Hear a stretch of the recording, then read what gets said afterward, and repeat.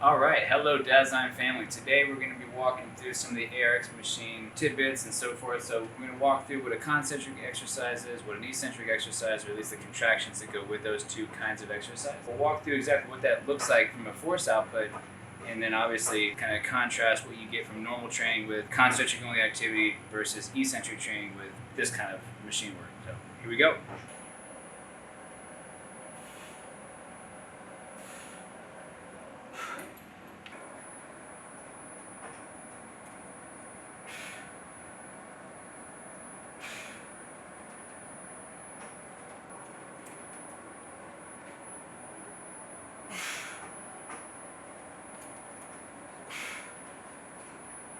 Alright, so based on this graph, you can actually see the points and the peaks that are lower than these points are the concentric phase. So that's basically the max that I could put out, and this is a tricep extension. So in the phase where the tricep is shortening, right? So if you can think about a actual tricep extension, the concentric phase is when the muscle is shortening as it moves to the joint, the elbow. As a classic, tricep extension, the push away from your body is going to be where the triceps shorten, and that's the concentric phase. The next part of the exercise that people typically miss out on because of the lack of adaptive resistance is this eccentric phase. So now what this machine is going to do, as I've locked out my elbows in the concentric position, is actually pull back away from my body, and I'm going to follow it up, trying to resist it the whole entire time. So that's the eccentric phase, where the tricep is still contracting, but it's lengthening, right? So it's stretching out the joint. So you got your concentric phase where the muscle is getting shorter and contracting, and then you got the eccentric phase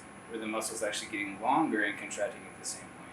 We'll go over why that's different and what it does for the physiology later, but for all intents and purposes, that's what this graph is going to show, and we'll actually be able to show you exact force outputs from the concentric and the eccentric phases.